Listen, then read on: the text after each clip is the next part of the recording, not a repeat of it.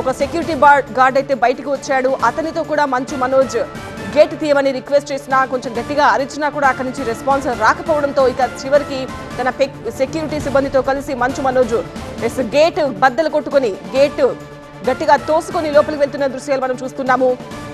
మంచు మనోజ్ తో పాటు చాలా మంది వచ్చారు. అతని సెక్యూరిటీ గార్డ్స్, బౌన్సర్లు, ప్రైవేట్ సెక్యూరిటీ, ఇలా చాలా మంది మంచు మనోజ్ తో పాటు మోహన్ బాబు నివాసానికి వచ్చారు.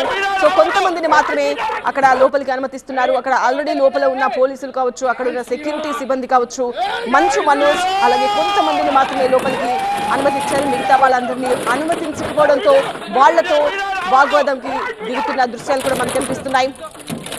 మనం టీవీ స్క్రీన్ పైన ఎక్స్క్లూజివ్ దృశ్యాలు చూడొచ్చు. హైదరాబాద్ జైల్పల్లిలోని మోహన్ బాబు నివాసం దగ్గర పరిస్థితి కాస్త ఉద్రిక్తంగానే ఉన్నట్టుగా కనిపిస్తోంది. తన ఇంట్లోకి తనను ఎందుకు వెళ్ళనివ్వరు అంటూ మంచు మనోజ్ ప్రశ్నిస్తున్నారు. మోహన్ బాబు నివాసం దగ్గర పరిస్థితి ఇది. తండ్రి కొడుకుల వివాదం కాస్త పీక్స్ కు వెళ్ళినట్టుగానే కనిపిస్తోంది. నిన్న పరస్పరం ఇరువురు కూడా పోలీసులను ఆశ్రయించిన విషయం తెలిసిందే. ముందుగా మంచు మనోజ్ పోలీసులను ఆశ్రయించాడు. తనపై కొంతమంది గుర్తు తెలియని వ్యక్తులు దాడి చేశారు అంటూ గాయాలతో తాను తీసుకున్న మెడికల్ రిపోర్టును కూడా పోలీసులకు సమర్పించి తనకు రక్షణ కల్పించాలి, తనకు ప్రాణహాని ఉందంటూ ఫిర్యాదు చేసిన విషయం తెలిసిందే. మనోజ్ ఫిర్యాదు చేసిన మరి కాసేపట్లోనే తండ్రి మోహన్ బాబు కూడా హైదరాబాద్ పోలీసులకు లేఖ రాశారు. తనకు తన కొడుకు మనోజ్ నుంచి రక్షణ కల్పించాలంటూ ఆ లేఖలో పేర్కొన్నారు మోహన్ బాబు. దాని తర్వాత జరుగుతున్న పరిణామాలు ప్రస్తుతం మనం లైవ్ లో చూస్తున్నాము.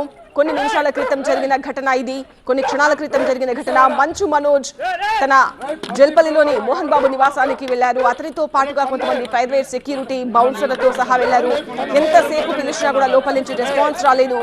గేట్ బద్దలు కొట్టడానికి ప్రయత్నించారు మంచు మనోజ్. లోపల నుంచి ఎవరు కూడా, తన పాప లోపల ఉందని చెప్పినా కూడా గేట్ ఓపెన్ చేయకపోవడంతో ఇక ఆవేశంగా మంచు మనోజ్ అతని అనుచరులు గేటును తోసుకుంటూ లోపలికైతే ప్రస్తుతం వెళ్లారు.